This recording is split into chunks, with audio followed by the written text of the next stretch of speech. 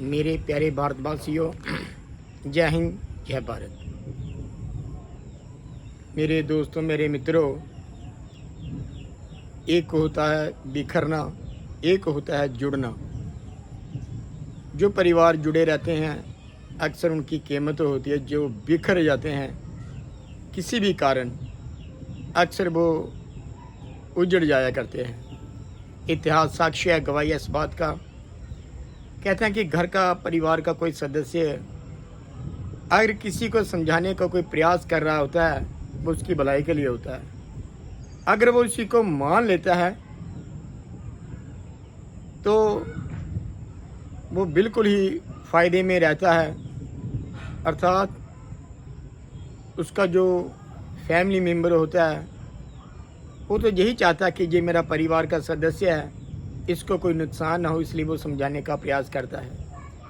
ऐसा ही इतिहास साक्ष्य है, गवाही इस बात का कि रावण जब विपरीत दिशा में जा रहा था, विपरीत उसकी जो सोच हो गई थी, वहाँ पर एक भरी सभा लगी थी।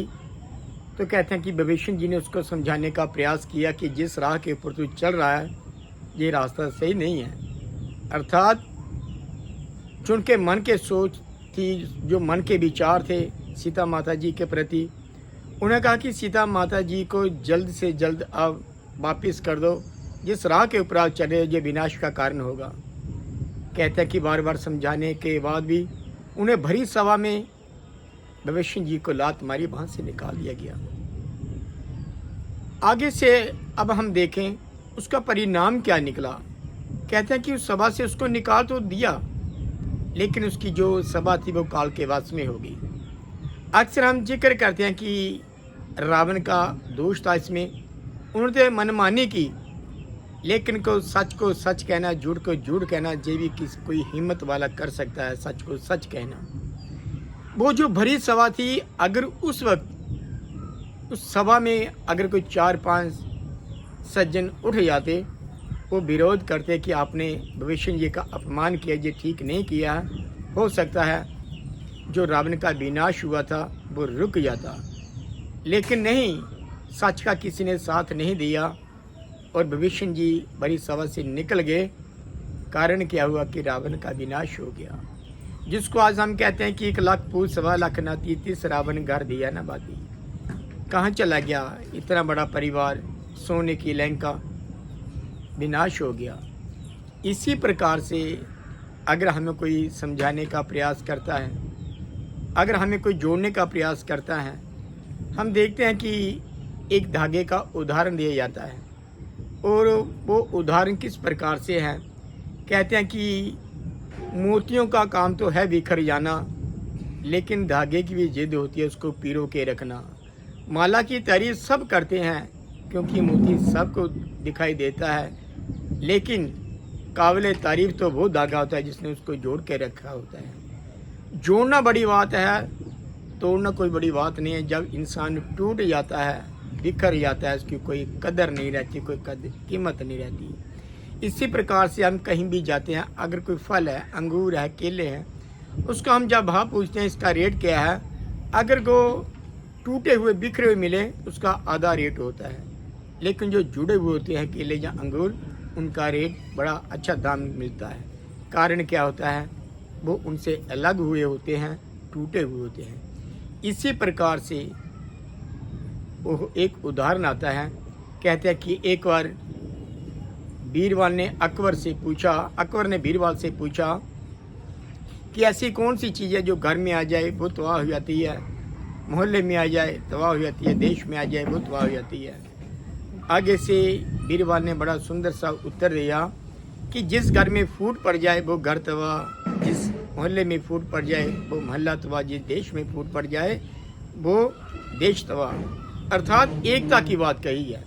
अगर एकता है, जिसको हम कहते थे बचपन से लेकर कि एकता में बल होता है, तो हम प्रयास करें कोई परिवार ना टूटे, हम एक दूसरे की बात को मान्यता दें, मान पाएँ।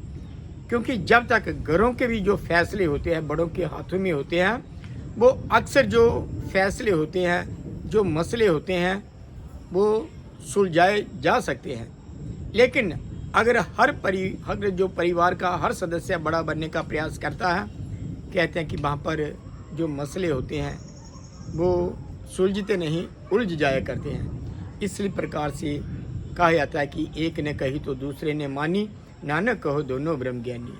मानना ही भलाई की बात होती है। जो मान लेता है उसके जीवन में सुख होते हैं। परिवार की बात करें, सभी एक दूसरे की जब कदर करते हैं वो घर स्वर्ग बन जाता है। अर्थात स्वर्ग का नक्शा बन जाता है, जिस घर भी बस जावे नाम। अर्थात जहाँ पर ईश्वर की, परमात्मा की इबादत बंदगी होती है वो एक स्वर्ग होता है। स्वर्ग किसको कहा जाता है कि एक दूसरे का मिलाप। अक्सर हम वो बात सुनते हैं, कहते हैं कि किसी के चेहरे की चमक धमक मत देखो, ना ही घर की ऊंचाई देखो कि बड़े अच्छे घर में है। लेकिन जिस घर में बुजुर्ग हंसते हुए मिले, समझ लेना चाहिए वो घर खुशहाल है, वो घर अमीरों का है। अगर जिस घर में बुजुर्गों का मान सम्मान नहीं होता है वो घर नहीं, एक वीरानापन उसको कहा जाता है। घर में बुजुर्ग हंसते हुए मिले, मुस्कुराते हुए मिले तो हमें आशीर्वाद मिलेगा। हम प्रयास करें कि हमारे कारण किसी बुजुर्ग का मान जो सम्मान बरकरार उसको बना के रखें, उनका हम अनादर ना करें।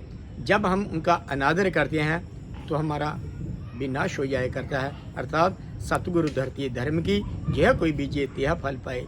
जैसा इंसान कर्म करता है वैसा उसको फल भी प्राप्त होता है।